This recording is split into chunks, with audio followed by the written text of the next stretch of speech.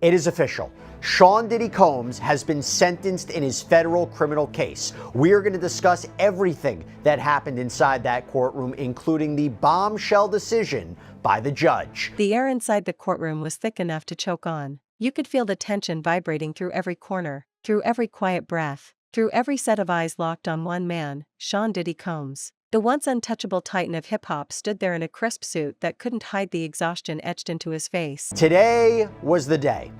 After 2 years from when Cassie Ventura Fine filed her lawsuit against Sean Combs, after an investigation, after a raid, after the Cassie tape was published by CNN, after an apology video, after an arrest, after multiple indictments, superseding indictments, after an 8-week trial over the summer, where Sean Diddy Combs was acquitted of racketeering conspiracy and sex trafficking, but convicted of transportation to engage in prostitution, namely transporting people across state and international lines for sex work, he was sentenced for his crimes today.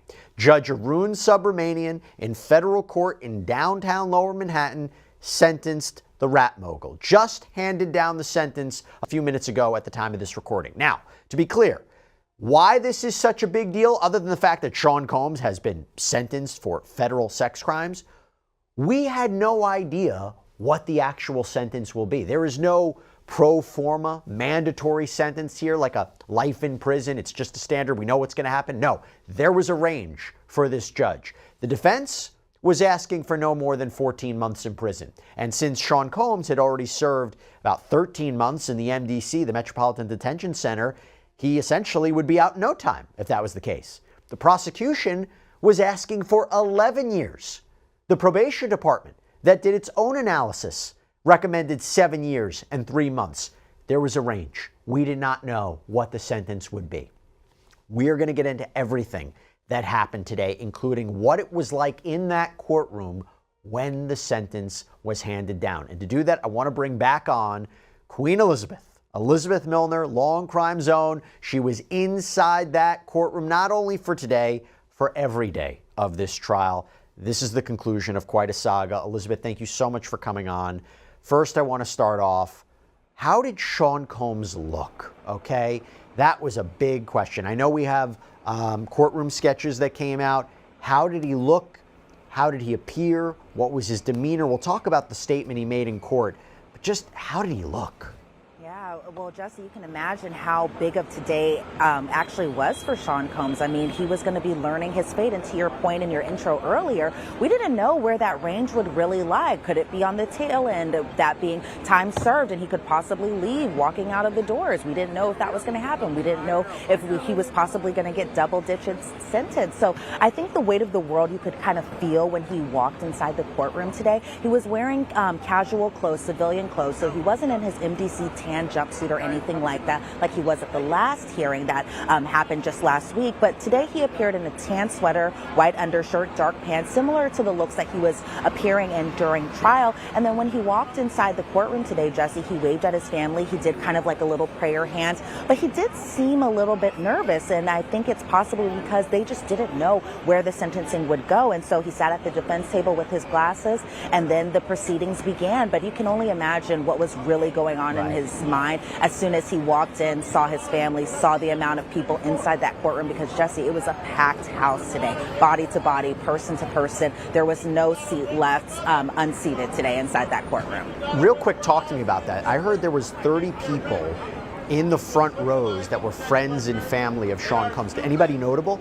So Jesse, today inside the courtroom, it really was a kind of a little bit of a who's who was in there. I mean, everyone from Janice Combs, Diddy's mother, Keisha Combs, Diddy's sister, Dallas Austin, who is a music producer. He was inside that courtroom today.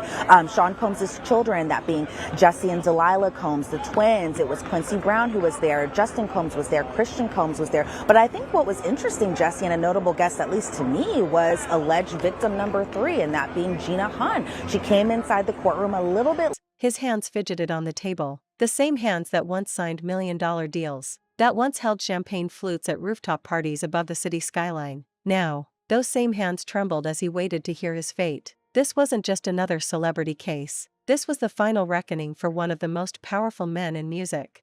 The judge sat poised, unmoved by the spectacle, the cameras, the whispers that filled the room. She didn't look at him like a star, or a businessman, or a legend. She looked at him like a man who had run out of chances. When she began to speak, her voice was calm, steady, the kind of voice that makes your blood run cold because you can tell it's carrying a sentence that will change everything. Diddy's eyes darted between his lawyers, his lips parting slightly as if trying to catch his breath. The courtroom fell silent. The sound of paper shifting in the judge's hands was louder than a thunderclap. Then, it happened. The words dropped like a bomb, the number of years, the harshness, the finality. The moment those words left the judge's mouth, Diddy froze. His face went blank for a split second, like his mind couldn't register what he'd just heard. Then the shock cracked, and the weight of it all came crashing down. His eyes went wide, his jaw clenched, and before anyone could react, Yeah, she wasn't there at all. And it was kind of a big shocker, to your point, Jesse, that she wasn't there, because we thought that she would be inside the courtroom. And we were kind of curious who the government witnesses who would be there to give their final victim impact statements ahead of the judge giving down Sean Combs' sentencing. But today, right off the bat, Christy Slavic, who is a prosecutor, a federal prosecutor, she said Mia no longer wishes to give an impact statement. She had submitted that written statement, and that the tone of the defense letter, I think, was what really kind of changed her mind as to coming into the courtroom today. And I can only imagine probably how Mia feels specifically. She's using a pseudonym even to testify, even as she's writing letters to the court, because of just the fear that she has been getting in terms of what she believes to be backlash, either from Sean Combs or his fans, or even just the attention that it's that the case has brought against her too. And so I was very surprised that she didn't attend court in person today, but I can understand why, because even the judge said to Mark Agnifilo today that the tone of the defense's letter in response to Mia giving a victim impact statement was just completely inappropriate. And it was a pretty harsh letter, Jesse. I'm sure that you've already read it, but it was kind of a very harsh tone, and it was kind of similar a little bit to her cross-examination too. Now let's talk about the prosecution. So prosecutors today, they outlined their argument in court. It echoed a lot of what their filings were in anticipation of this sentencing. What were some of the key arguments, the themes that stood out today about why they say it was justified for Sean Combs to have a lengthy sentence? Remember, they were asking for 11 years. How did they justify it today? What were the arguments they made in court? Yeah, well, today, Christy Slavic, making the arguments on behalf of the government, she said that today is about accountability and justice. And she was talking specifically about accountability, Jesse. She was talking about the conduct that was lasting for a 15-year period. I mean, even if you go back to the superseding indictments where it says this conduct went on from 2009 all the way to 2024, that's a long period of time. And so from the government's perspective, they really just wanted accountability from the defendant, that being Sean Combs. And then they also wanted justice, particularly for the victims. I know when we often talk about the Sean Combs case, the Diddy case, the P. Diddy case, he is the focus of this. But I think a lot of people have to remember that there were victims in this case, that being Cassie Ventura, that being Jane, that also kind of also applying to some of the charges that he was acquitted for too, where you can also bring in like Mia and Capricorn Clark and Deontay Nash. And so I think the government from their perspective was really trying to speak on behalf of all of those people. And so today, Christy Slavic, again, she was saying that the law requires the court to know all about the defendant and the defendant's conduct. This isn't just a case about freak-offs and hotel nights. It's about a man who did horrible things to people. He weaponized currency against victims.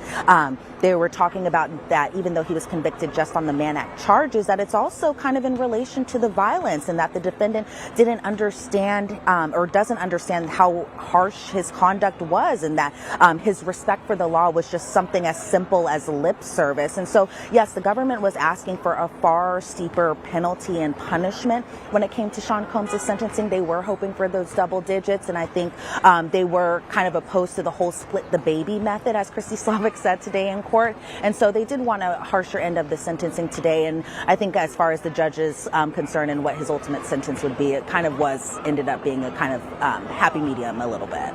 Yeah, we'll get into that. And the defense, number of defense attorneys. He let out a low, broken sound, something between disbelief and pain. The courtroom gasped. His lawyers tried to steady him, but he pushed their hands away. This wasn't just a sentence. This was a public execution of his pride, his image, his legacy. He started shaking his head, his voice breaking through the silence. "No, this can't be right," he muttered. "This isn't justice." But the judge didn't flinch. She didn't respond. The sentence had been spoken, it was final. The guards moved closer as Diddy began pacing, his every movement frantic, desperate. The cameras clicked, recording every second of his unraveling. For years, this man had stood above everyone, confident, cocky, untouchable. But now, in that courtroom, stripped of his entourage, his wealth, his control, he was just another man facing the consequences of his actions. The public had been waiting for this day. Weeks of trial coverage, testimonies, evidence, and speculation had built to this moment. Spoke, I think almost all of them. You had Xavier Donaldson, you had Brian Steele. What were some of the themes they were focusing on in terms of why Sean Combs deserves a lenient sentence, why 14 months would be appropriate? Yeah, so right off the bat, Jason Driscoll making the arguments on behalf of the defense, because Jesse, yes, it was Jason Driscoll who spoke. It was Nicole Westmoreland who spoke, Xavier Donaldson who spoke, Mark Agnifilo and Brian Steele. That's 5 of his, 9 defense attorneys who all spoke in court today. So as far as Jason Driscoll is concerned, he was saying that the defense says that Combs didn't make money off of the Mann Act convictions that he was charged. And that was kind of a big theme in terms of his argument today, and that the defense submitted 300 cases of Mann Act cases where it talked about pimps and minors being trafficked, immigrants being transported, homeless people being transported, all of that stuff. And so that was kind of the theme, at least from Jason Driscoll's point of view, and that the defense also saying that Ms. Slavic, Christy Slavic, who is one of the federal prosecutors, blamed Mr. Combs for having a drug addiction for 25 years, something that they were also talking about, how he had been addicted to drugs going back at least to 2000. And so a lot of his conduct might be not necessarily excused because of his drug addiction, but they say that might be kind of the underlying reason. And then when you get to Nicole Westmoreland, she was talking about Sean Combs' inspiration and his commitment at MDC Brooklyn, where she was talking about all of his successful businesses. She was talking about how he started a record label from the ground up. She was talking about his clothing line. She was talking about his television company, that being Revolt, and that's where she started to really kind of get emotional, where she was saying that Sean Combs spent a majority of his adult life really trying to help the Black community, really trying to give back to the community, that he isn't this larger than life persona, he's just a man who makes mistakes. When it came to the other defense attorneys speaking, Brian Steele was just very urging of the judge to please consider that Sean Combs had untreated trauma throughout his life. Brian Steele urged the judge to consider that Sean Combs had untreated trauma in his life, and that there have been times in Sean Combs' life, especially when he had drugs in his system, that there were times where he had flatlined and that he was trying to be a better version of himself. And I feel like, Jesse, that was really the theme of all of what the defense was saying, that these 13 months were really reflective of Sean Combs. He wants to be a better person. He wants to leave the past in the past and be a better person for the future. And so even when it came to Xavier Donaldson, he was speaking about how Sean Combs should receive a just punishment. He brings up intent when he talks about Sean Combs' conviction of the Mann Act charges, and that Sean Combs isn't just a pimp, and that he was talking about his work at MDC Brooklyn, where Xavier Donaldson said, we've had assemblymen and politicians, billionaires in MDC, but nobody besides Sean Combs was there to actually help out the other detainees and the other inmates there. And then finally with Mark Agnifilo, his whole argument was that domestic violence comes with childhood trauma. So I feel like the defense was really kind of trying to pull at the heartstrings a little bit of the judge, and even possibly the public too, because this was their final say to all of the people, all of the media coverage that this case has brought attention to. And so I think at the end of the day, from the defense's perspective, they wanted everyone, including the judge, to just look at Sean Combs as a man who made terrible, terrible mistakes, and whether or not he's been punished enough for it, that was kind of what the judge had to consider today. By the way, I think it was interesting that I think the prosecution said in response that only one of the 5 defense lawyers who spoke actually mentioned the victims. It was very much Sean Combs focused. Now, I say that because Sean Combs did something very interesting when he spoke. He mentioned the victims. We'll get to that in a second. Before we do, I wasn't in that courtroom, but I will tell you. People outside were holding signs, some shouting for justice, others begging for mercy, but inside, all that mattered were the judge's words. And those words had just cemented Diddy's fall from grace in the most brutal way possible. As the guards approached to take him into custody, Diddy turned toward them with eyes full of disbelief. His voice cracked again, this time not with anger, but fear. Please, he said, barely audible, Please, you don't understand. But there was no sympathy left in that room. The world had changed around him, and no amount of pleading could reverse what had been done. His lawyers stood silently, their faces pale, their careers likely ending alongside his freedom. Reporters outside erupted as the news hit. The cameras, the live feeds, the tweets, all of it exploded in real time. Diddy sentenced. The headlines screamed, "Judge hands down shocking prison term." Social media went into overdrive. Fans cried, critics celebrated, old friends stayed silent. The empire he built was now a carcass. Every reading about this, I could feel the emotion that came out when Sean Combs' children provided statements. That felt like a turning point. The judge would later reference the children. Talk to us about who spoke, what they said, and what was it like in that courtroom? Well, I think it's a moment that a lot of people were anxious to hear, not only from Sean Combs himself, but Sean Combs' children, who, I mean, we do have to admit, Jesse, they have been through a lot throughout the duration of Sean Combs' civil litigations, all the way going into his federal case, too. And so when the Combs children came up for the victim impact statements, they all came up together. They really were showing kind of a solidified, solid unit when they were up at that podium speaking in front of the judge. I will say the only exception of Sean Combs' 7 children was the fact that his 2-year-old daughter Love wasn't there inside the courtroom. So in terms of who was speaking, it was all of them, again, except baby Love. But Quincy spoke first. And so one thing people have to note about Quincy is that Sean Combs isn't his biological dad. Albie Shore actually is. And so, but what Quincy said when he first spoke to the judge, because he was the first one up, he is also the oldest child too, is that he is our father. In front of us, he's a changed man. Week after week, we see him evolve. Our father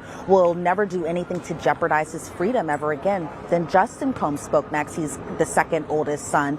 Justin Combs said, "Please give our father a second chance. This has been the toughest time he's ever been through. This time saved my father's life. I talk to my father every day. He's changed for the better. I ask you to see my father the way I do."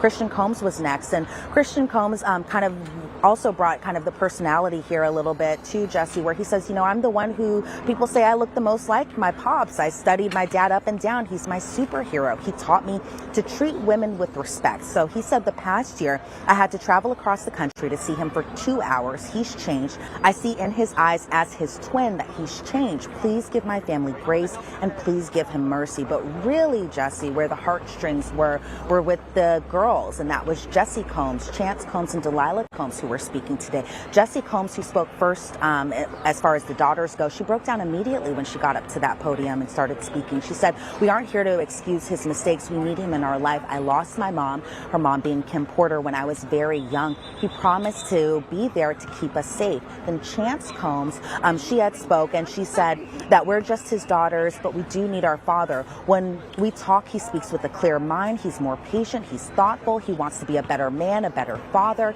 He's parented our 2-year-old sister from jail, and I saw glimpses of our father. Our sister deserves a father who's present to teach her how to ride a bike, to tuck her in at night before she goes to sleep, something that any kid would want. And then the final child who spoke on behalf of the family was Delilah Combs, and she said that we're scared of the thought of not having our mom and our dad in our life.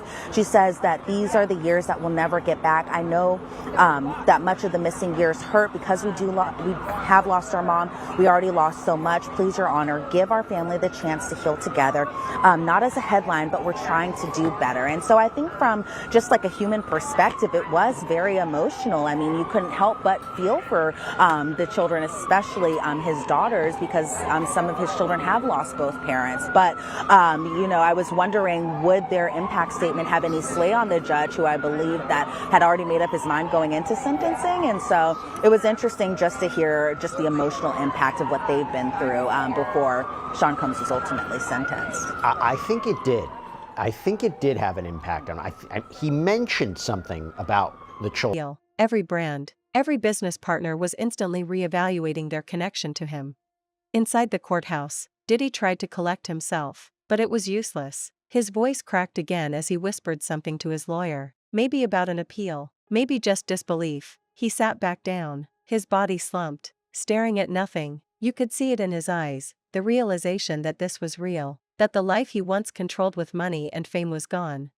And then came the worst part, the handcuffs. The cold metallic sound echoed across the courtroom like a closing chapter. The guards clasped them around his wrists, and the man who once commanded millions with a single post or press appearance now stood powerless, his head lowered, his future sealed. The cameras caught it all, the moment the king of the music world became just another prisoner. Outside, the chaos was unreal. Protesters screamed, news anchors shouted over each other, fans sobbed, and critics smirked. Every network replayed the footage of his stunned reaction, the instant his face crumbled under the reality of what he had become. Children later on. Again, we'll get to that. We're teasing it up because it was significant what the judge said. The judge would end up referencing not only Sean Combs, but the children and the victims too. We'll get to that. All of this was coupled by something I don't think I've seen in a sentencing. There was a video, an 11-minute video that was created by the defense that was played in court. What exactly was this video? Well, this video, to me, Jesse, I kind of thought was a little bit of a love letter to Sean Combs, whether it was to the judge, whether it was to us in the public. I was kind of curious about where the direction was going, because we did see the video prior to it being shown in court today. So I did get a glimpse of it where I saw bits and pieces of the many accomplishments Sean Combs had. And I think that's one thing that nobody can take away from him, is that he did have incredible accomplishments, such as the record label, the fashion label, the fact that he was starting charter schools in the inner city, the fact that he was trying to raise money, the fact that he was getting more black and brown people in order to vote and do their civic duty, all of that sort. And so I think in terms of just what the video was to show, is to show that this is who Sean Combs is, but there were also glimpses of what he's like as a dad. And so there were moments where we saw him and his children together, and this was all of his children, going from his oldest child going to his youngest child, that being his daughter Love. And so we really got to see what it was like for him not to be this quote unquote larger than life person, but really to see what he is like as both him during his career and him as a father. And so it was a very humanizing video. It was about 11 minutes long. It was a very interesting glimpse into his life, kind of post all of the civil litigation, of the federal case, all of that sort. And so some of the even quotes from it was, let's go, and that means to be positive. And so I think that was kind of the theme of this, was just positivity, and just how positive Sean Combs has been to certain people's lives during certain moments of his life. We got to talk about the big moment. This was the moment we were all waiting for. Sean Combs made a statement. Now, he provided a letter to the court in anticipation of this.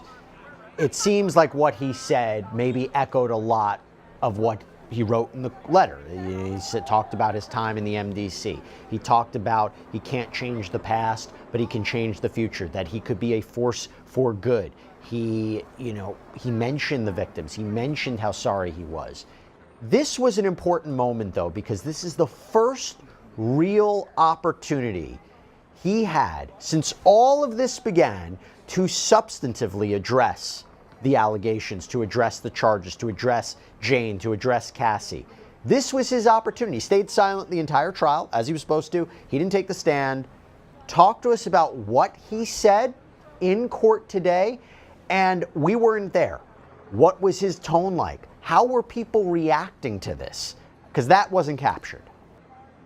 Yeah, so honestly, Jesse, even right from the beginning, it was kind of a dramatic moment in a sense, because right off the bat, when the judge said, Sean Combs, I'll give you a moment, take however much time you need. And so we're all waiting for him to say the first word. Would he sit down while he's giving his impact statement? Would he stand up? We didn't know what was happening, because he really took like a good minute to, I think, kind of compose himself. And then he stood up, he took a deep breath into the mic, which we did hear, which was audible. And he said right off the bat, I want to thank you for giving me a chance to speak up for myself. It's the hardest thing for me to do was to not speak throughout all of this. He wasn't one to be giving out TV interviews or talking about this case or anything like that. From behind bars, even prior to his incarceration, he didn't do any of that. And so it was interesting to hear, what was he going to say? Was he going to say Cassie Ventura's name? Was he going to say Jane? We didn't know. And so when he said right off the bat, the hardest thing for me to do was not speak. I want to apologize again to Cassie Ventura for any pain that I caused emotionally or physically. I mean, we all kind of know where we were when that intercontinental. The man who once threw the biggest parties in Hollywood was now being escorted into a van, his wrists chained, his empire fading with every step. As the car drove him away, reports began to circulate. Sources close to him said he had been up all night before sentencing, barely eating, barely sleeping, obsessing over what might happen. He had told his inner circle that he believed his name, his legacy, his power would protect him. that even if the world turned on him, he'd find a way to survive it. But as the reality hit, that belief shattered. The system didn't care who he was. It didn't care about his fame or his money. All that mattered now were the facts, the testimonies, and the verdict that had just destroyed his future. Hours later, in the holding cell, witnesses described him sitting alone, his hands clasped together, whispering to himself. Some said he was praying, others said he was still in denial. Either way, he was broken. The arrogance that once defined him had been replaced by fear. His lawyers were already working on an appeal, but everyone knew the chances were slim. The sentence was harsh, almost symbolic, a statement to the world that even the most or do anything to jeopardize his freedom. Now, Justin Combs spoke afterwards, Christian Combs spoke after that, but Jesse Combs is really where it started to kind of pick up in terms of the emotions again, where she immediately started crying. And I can only imagine how that feels to speak in front of not only the judge, but in front of your father, in front of a whole bunch of people in the media who want to hear what the kids have to say. Because even though we saw them inside the courtroom, Jesse, even though we've seen them in passing in the cafeteria and other things like that, this is the first time we're really kind of hearing them speak about how their lives have been impacted by Sean Combs's, the allegations that have been against him and the conduct, all of that stuff. But they said right up the front, they were like, we're not here to make excuses for him. We aren't here to excuse his mistakes. We need him in our lives. Jesse Combs talking about how she lost her mom, her mom being Kim Porter when she was very young, and that Sean Combs promised to be there to keep them safe. Then Chance Combs spoke afterwards, and she said that we're just daughters who need our father. When we talk, he speaks with a clear mind now. He's more patient. He's thoughtful. He wants to be a better man. He wants to be a better father. He's parented our 2-year-old sister from jail, and I see glimpses of our father during that. She said our sister deserves, and that the sister being 2-year-old Love, deserves a father who is present to teach her how to ride a bike, to tuck her in at night before she goes to bed, something that all kids want from their parents, right? Then Delilah Combs afterwards spoke after Chance. She said that we're scared of the thought of not having our mom and our dad in our life. And she says that these are the years that we'll never get back. She says, I know that missing the missing years hurt because we lost our mom and they've already lost so much. So really that was kind of a time where we were really kind of seeing everyone get a little emotional in terms of people on the defendant's side. Sean Combs himself, I think it was a moment where we were kind of seeing him inside the courtroom at the defense table really kind of turn and look at his children. Kind of hard for him to keep a straight face with that. Like, he was so emotional, which I understand. He's a father, and he's a father to many children, and the kids have gone through a lot in their life. And so it was very emotional, Jesse. I can definitely say that. It was a lot of tears inside the gallery, especially on Sean Combs' side, but definitely from Sean Combs himself, too. He was very emotional while his kids were speaking. There's a lot at stake today. It's not surprising you're seeing this. By the way, before I ask you something else, I just have to let you know the amount of love that you're getting online is quite palpable. Basti failed. Greetings, my queen. We love you in Germany. Christina Lester, super chat comment, who's been great today. Tell Elizabeth her skin is glowing as per usual. Nikki Hayes, how are you, Elizabeth? We heart and appreciate you. Anto Grego, beautiful Jesse and Queen Elizabeth. Love you guys. You make a great team. Maylin Bourbon, oh, how I missed the chat, the lunchtime show, and the Long Crime team and panel. Long Crime, thank you for all your hard work. So, and super chat question from Mike. What's the update? Well, I think Elizabeth just laid out the entire update. I will ask you this. There was a question from the lone medic. How long does Elizabeth think Diddy will be sentenced for?